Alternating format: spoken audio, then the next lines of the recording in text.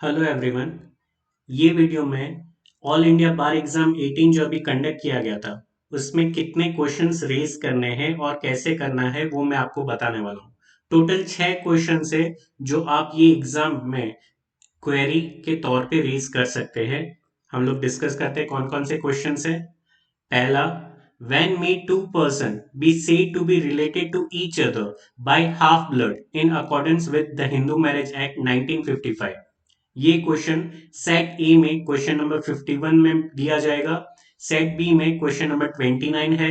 Set सी में question number 3 है। And set D में क्वेश्चन नंबर 75 है। अब मैं आंसर के साथ इसको एक्सप्लेन करने वाला हूं।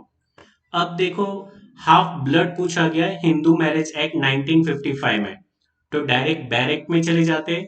बैरेक्ट में आप डेफिनेशन पार्ट में देख सकते हैं हाफ ब्लड दिया गया है। हाफ ब्लड है क्या? Half blood when they are descendant from a common ancestor but by different wifes. Common ancestor but by different wifes. अब देखिए यहाँ पे option B, when they are descendant from a common ancestor by different wife, but आपके answer की में ये option C या D दिया गया है जो कि गलत है। तो करेक्ट आंसर होना चाहिए ऑप्शन बी। तो ये पहला क्वेश्चन है जो आप क्वेरी के तौर पे रेज कर सकते हैं।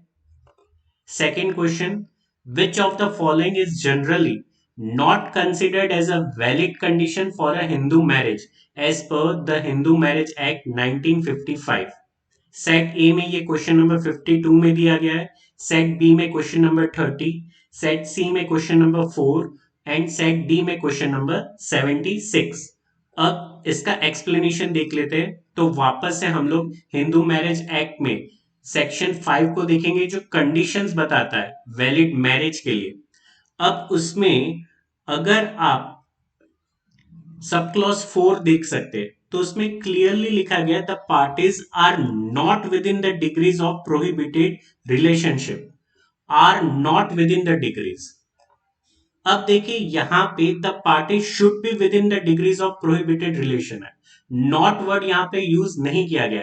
इसका मतलब ये ऑप्शन सही है। ऑप्शन बी इज करेक्ट जो आपके आंसर की में गलत दिया गया है।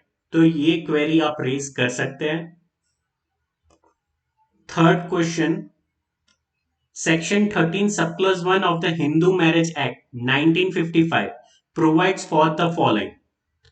Subclause 1, grounds for restitution of conjugal rights. Subclause 2, grounds for judicial separation. And 3, grounds for divorce. अब ये क्वेश्चन सेट ए में क्वेश्चन 53 में दिया गया है। सेट बी में क्वेश्चन 31 में। सेट सी में क्वेश्चन नंबर 5 में। एंड सेट डी में क्वेश्चन नंबर 77। अब देखो क्वेश्चन है सेक्शन 13 सब क्लॉज 1 में आप क्या क्या चीजें क्लेम कर सकते हैं। तो अगेन हम लोग पीडीएफ में जाते हैं, सेक्शन 13 निकालते हैं। अब यहीं पे रुक जाओ। सेक्शन 13 सब क्लॉज 1 दिया गया, बट देखो सेक्शन 13 तो है ना, तो सेक्शन 13 किस चीज की बात कर रहा है? सिर्फ और सिर्फ डिवोर्स की बात कर रहा है। ना तो सेक्शन 13 में रेस्टिट्यूशन ऑफ कंजुगल राइट्स दिया गया है, ना तो जुडिशियल सेपरेशन। तो आंसर ओनली 3 होना चाहिए, दैट इज ऑप्शन डी। तो ये आप क्वेरी के तौर पे रेज कर सकते हैं। फिर next question, a person arrested bye a private person for committing a non bailable and cognizable offence shall be rearrested by a police officer if such person comes under which of the following provision of the Code of Criminal Procedure 1973? Set ए में ये question number 20 में दिया गया है। Set B में ये question number 98 में दिया गया है। सेट सी में ये क्वेश्चन नंबर 72 में दिया गया है। और सेट डी में क्वेश्चन नंबर 44 में ये दिया गया है। अब देखो क्वेश्चन है, प्राइवेट पर्सन अगर किसी को अरेस्ट कर रहा है तो पुलिस ऑफिसर कब उसको री अरेस्ट कर सकता है? अब इसका एक्सप्लेनेशन देख लेते हैं। तो कोड ऑफ क्रिमिनल प्रोसीजर में सेक्शन 43 पे आ जाओ, arrest by a private person. तो देखो यहां पे पहला जो है प्राइवेट पर्सन अरेस्ट कर रहा है वो यहां पे दिया गया है। कौन से ऑफेंस को? तो यहां पे non bailable and cognizable offence, तो ये भी यहां पे दिया गया है। Non bailable and cognizable offence ये भी यहां पे दिया गया है। और रीअरेस्ट उसको कौन कर रहा है? पुलिस ऑफिसर कर रहा है। तो यहां पे आप देखिएगा सब क्लॉज 2 में a police officer shall rearrest him. तो देखो यहाँ पे तीनों इंग्रेडिएंट मिल गया। पहला तो अरेस्ट कौन कर रहा है, प्राइवेट पर्सन कर रहा है। दूसरा कि वो non bailable and cognizable offence है। और तीसरा पुलिस ऑफिसर उसको रीअरेस्ट कर रहा है। तो देखो ये तीनों ingredient section 43 of code of criminal procedure में दिया गया। तो इसका करेक्ट ऑप्शन सिर्फ डी होना चाहिए, नॉट ए। अगेन ये आप रेज कर सकते हो क्वेरी के लिए। Fifth question, in which of the following situations a court will not issue summons for personal appearance to the defendant?